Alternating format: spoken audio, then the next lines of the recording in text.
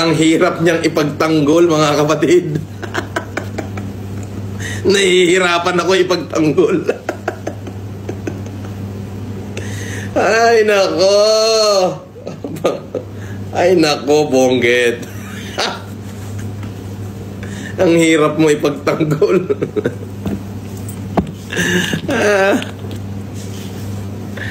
Isko. If I will remember my life, since 2007, inikot ko buong Pilipinas para mag-humanitarian, magbigay ng libreng salamin, libreng check-up, libreng wheelchair. Buong Pilipinas. Naaalala ko pa noon, 2013, bumaha sa Pasay. Kaming dalawa ng tiyaheng ko at saka yung mga anak niya, si Fortuna, Barba, at saka si Chito, si Dino, si Segundo, si RJ. Namigay kami ng bigas sa Pasay nung tinamaan ng munso ng Pasay. Ibig sabihin, ang habang panahon, wala akong ginawa sa buhay ko kundi mag-humanitarian, bit-bit ang pangalang Marcos. Ngayon, nahihirapan ako ipagtanggol ka. Grabe. Di ba? Parang ang hirap ipagtanggol, no? Parang nahihirapan lang ako. Bro, mo yun? Diyos ko. Baka naman yung mga nagre-report sa'yo, Mr. President, hindi ka binibigyan ng tunay na report.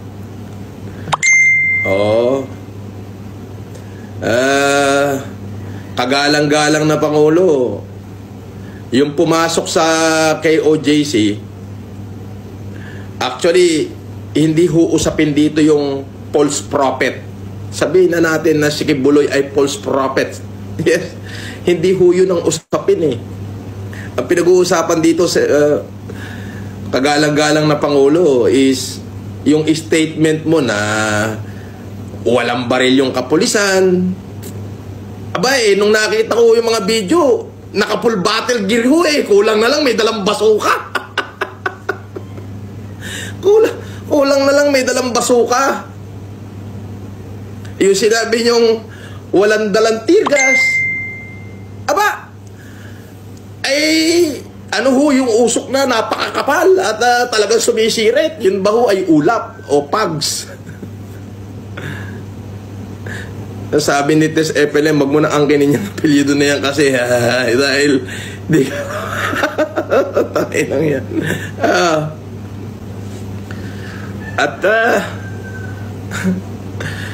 Oo, parang nahihirapan akong ipagtanggol ka eh. Diyos ko, buong buhay ko, inikot ko yung buong Pilipinas sa pag-humanitarian, bit-bit yung pangalang Marcos. Alam niyo yun? Pumunta ako ng Maguindanao. Inikot ko yan, yung buong Maguindanao na yan. Nag-humanitarian ako sa Sharif Agwak mismo, sa Sultan Kudarat, sa Sultan Mastura, sa Cotabato City. Ibiruin mo yun? Unfortunately, natalo tayo no, as Vice President yung tinatakbuhan mo. Nagpunta ako ng Lambayong, nagpunta ako ng Tacorong, nagpunta ako ng Lake Cebu, South Cotabato. Diyos ko, alam mo yun? Halos lahat ng bayan sa Mindanao, inikot ko. Para ano? Para mag-humanitarian, bit-bit ang pangalang Marcos. Kinausap ko yung mga MILF. Nakausap ko si Commander Gordon. Kasama ko yung mga doktor ko. Bit-bit ang pangalang Marcos. Pumunta ako ng Palawan. Yung halos buong Palawan, Puerto Princesa to Rizal, Palawan. Nag-humanitarian din ako ron. Bit-bit ang pangalang Marcos. To let the people know that this humanitarian act is done by us. Nagpunta ako ng Catanduanes noong 2016. Buong probinsya ng Catanduanes, alam ni Governor Buboy Cuwa yan, yung 11 bayan sa Catanduanes, binigyan ko lahat ng ng libreng salamin, libreng check-up, libreng wheelchair. Gamit ang pangalang Marcos. Diba? Ultimo Ilocos Norte, mismong sa Bintar. Kasama ko dyan sila Odette Visitacion at Janice Pascua. Ultimo sa Cordillera. Diba? Dahil nga sa pamimigay ko ng libreng salamin at wheelchair, kinasuhan ako noong 2010 ng optometry law. Buong Cagayan, Isabela. You see? Kasama ko yung mga doktor ko. Ang linis-linis ng tingin sa pangalang Marcos noon. Sa lahat ng dapuan ko. Kahit sabihin yung hindi ko dala yung pangalan nyo, kayo ang nagbe-benefit niyan. Nung COVID, isinugal ko yung buhay ko. Di ba? Ultimo Pasay, nung tinamaan ng monsoon yung Pasay, nung 2013, kasama ko si Auntie Baby. Namigay kami ng bigas. Naka-record sa lahat ng dyaryo yan. Sa Manila Bulletin, sa Philippine Star, sa Tribune. Lahat. Andun pa si Chito, si Dino, si Segundo, si RJ. Malakas pa nun yung tsahe natin, si Fortuna.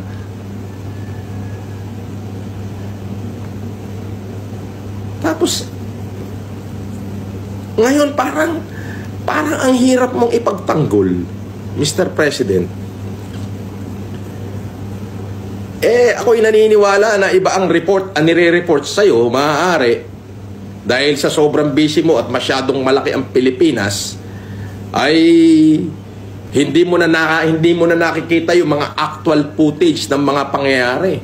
Bagkos, umaasa ka na lang sa nire-report sa'yo.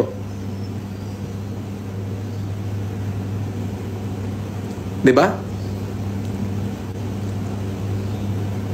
Umaasa ka na lang sa nire-report sa'yo. So ngayon, kung ano yung report sa'yo, nagkakamali. Baka pwede, Mr. President, tignan mong mabuti yung mga taong nagre-report sa'yo at tignan mong mabuti yung report. Para hindi kami nahihirapang ipagtanggol ka. Ang hirap mo ipagtanggol ngayon eh.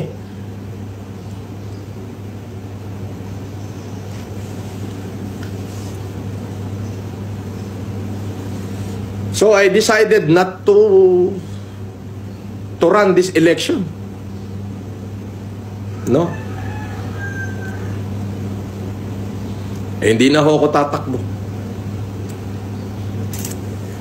Parang nanghihinayang lang ako na lahat ng sakripisyo na ginawa ko ay parang nawalan ng saysay. Kasi ang pangit-pangit ang tingin ng tao ngayon. So you know yung reason bakit sa inyo, mga kapatid ko, mga FLM supporter, hindi na lang ako tatakbo. For you to decide na lang kung sino iboboto nyo. Sana piliin nyo yung alam nyong matinong leader.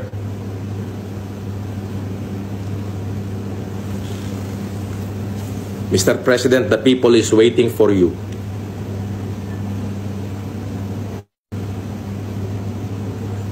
Ayun lang parang yung sa akin, parang nahihirapan lang akong magtanggol ngayon.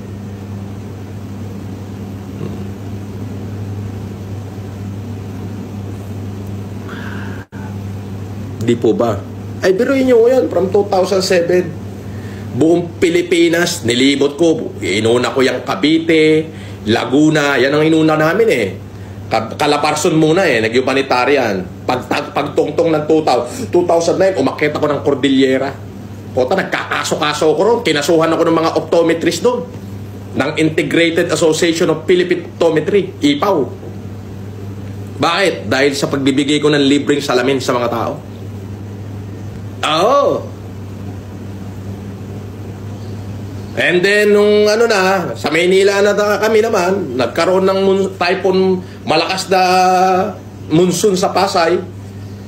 Bumaha yung Pasay. Abay, tinawagan ako ng tiyahin ko, ni Fortuna. Sabi niya, mamigay tayo ng bigas dyan. Ayan, nalagay ho sa lahat ng dyaryo yan. Nalagay lahat sa lahat ng dyaryo yan nung September 2013. September 30, 2013. Kasama ko ro, makikita niyo yung aming tsahin doon. Namimigay kami ng bigas. Now, nag-start na, tuloy-tuloy ang humanitarian ko na yan. Nakarating ako ng Kabikulan, dyan sa Catanduanes. Buong Catanduanes yan, ha. Nag-humanitarian ka, nagbigay ng libreng salamin, libreng check-up, wheelchair, sa Kapangang Benguet, sa Cagayan, sa Isabela, Cagayan uli, Isabela, then Palawan, and then Mindanao. Halos buong Mindanao. Eh, yung salamin na dala namin doon, kulang-kulang 1 milyon, mahigit 1 milyon piraso, hindi kulang-kulang. Kompleto ng dokumento yan. Ha? Why? Para malaman ng tao that there is a the Marcos is really for humanity. Pumutok ang COVID noong 2020.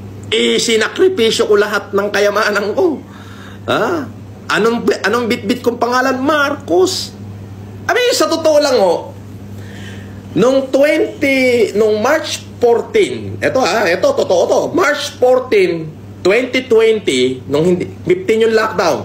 March 14, 2020, pababa ng 2019. Walang ibang pinag-uusapan nun kundi si Yorme, si Isko.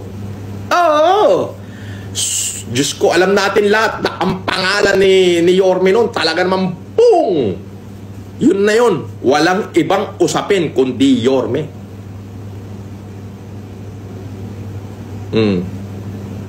Di ba? Walang ibang usapin nun kundi Yorme. Pagtungtong ng March 15, 2020, lockdown. Nabura si Yorme. Francis Leo Marcos na usapan ng tao. Marcos. Imaginein mo yun? Marcos! Yes. Kayo po, Mr. President. Apelido nyo yan. Namesake kayo ni Presidente Marcos. Kaya yun na yung pinag-uusapan nun. Marcos na. Nabura na yung Yorme. Diba? Why? Because there is Francis Leo Marcos who sacrificed everything, including his very own family.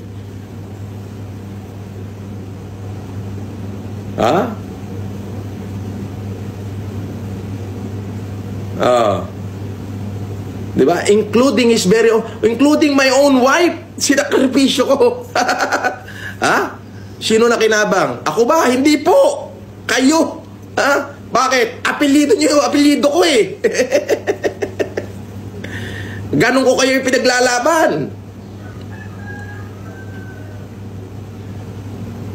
Na sana makuha natin yung country of greatness.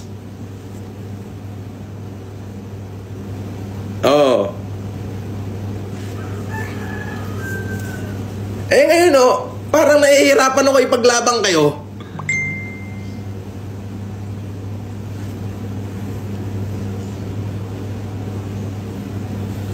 Lahat ng lumapit sa akin, wala naman akong hinindihan. Including si Senator Aimee. Hindi ko hinindihan yan.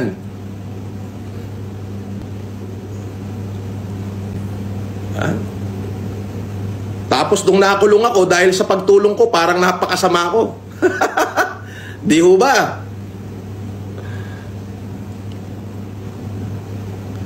Parang napakasama ako. Nung nakulong ako, parang ako na yung pinakamasamang tao sa balat ng Pilipinas. Hindi po ako nanunumbat. Nagkukwento lang ako na kung bakit ngayon parang nahihirapan akong ipagtanggol ka.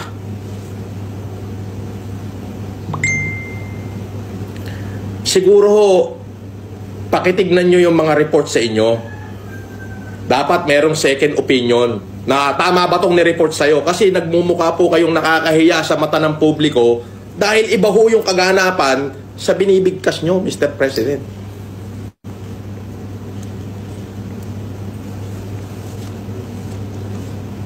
Ang suporta ko po ay nasa inyo. Suporta ng buong pamilya ko at ng buong nasasakupan ko. Na baka ho iba yung nire-report sa inyo. Kaya maaari ho, kagalang-galang na Pangulo, pakitignan nyo ho mabuti, nire-report sa inyo para alam nyo kung ano yung dinideliver nyo sa tao. Eh gusto ko mang makipagbakbakan ngayon doon sa mga bumabati ko sa inyo, hindi ko ho magawa eh. Di ba? Pero kami ho, kami na sumuporta sa'yo at totoong nagmahal sa'yo, umaasa kami na baka sakali na patignan nyo yung mga nire-report sa inyo mabuti bago nyo i-deliver sa tao. Kasi yun, nahihirapan kami pagtanggol kayo. Yun yung totoo nun. Oo, ang hirap eh. Eh gusto ko mang mura-murahin mula ulo hanggang pa lahat ng bumabati ko sa ating Pangulo eh. Parang hindi ko na ho magawa eh. Di ba? Oo, ang hirap eh. So, ang mga supporter ko ay nagtatanong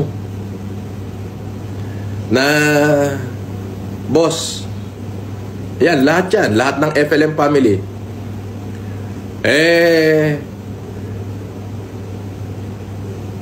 hindi po kami nagwi-withdraw ng suporta sa inyo.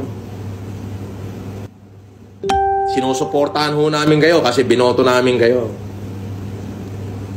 Kaya lang ho, baka itong aking salita na to makarating sa inyo na tignan nyo hong mabuti yung nire-report sa inyo ng kapulisan bago nyo ho i-deliver sa taong bayan. Maging maingat ho sana. Kayo naman na nagbibigay ng report sa presidente, maging maingat ho. Bakit? Ang hirap kong ipagtanggol ngayon eh. Napakahirap po eh. Hindi, sinasabi ko lang ho. Nagkukwento lang ako nung aking mga ginawa sa buhay na parang noong panahon noon nung ang daling ipagtanggol ng apelidong Marcos. Ngayon parang nahihirapan ako ipagtanggol eh. Pero Mr. President, hindi ho kami nagwi-withdraw ng support. Ang buong FLM family, including yung mga organization na affiliate po sa akin, ay buo pa rin ang tiwala sa inyo. Yun nga lang ho, sana bago kayo mag-deliver ng salita sa tao, tignan nyo hong mabuti yung nireport sa inyo at sa totoong kaganapan. Humanap po kayo ng another second opinion na tama ba itong nire-report nila sa iyo. Kasi ho, mali eh. Mali po eh. Kasi ho, naniniwala po ako na yung mga member ho ni Kibuloy, yung mga member ho ng KOJC, ay wala naman hong kinalaman yun doon sa kanilang propeta. Kung sa tingin ninyong lahat, false prophet si Kibuloy, sabihin na natin, yes, totoo. Eh yung bang kanyang mga taga-suporta ay false na tao rin? Hindi ho, Pilipino rin ho sila. Dapat we treat them with dignity.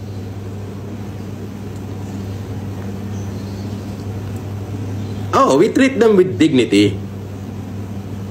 Kung yun nga hong kriminal, tinitreat nating may dignity, ano pa kaya ho yung taon simbahan?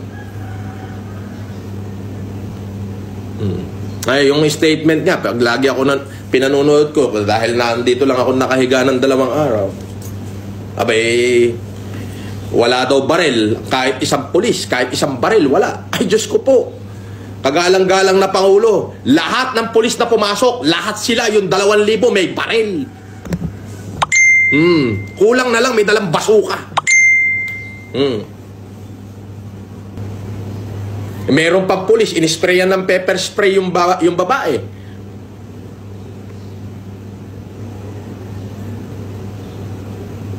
Hindi ko wini-withdraw yung pagtatanggol ko sa inyo. Ginawa ko na yan sa napakahabang panahon. Because they asked me to do so. Kaya lang, nahihirapan lang ho ako ipagtanggol kayo ngayon. Eh, yung bumabati ko sa inyo, gusto ko mang upakan ng upakan, hindi ko magawa eh.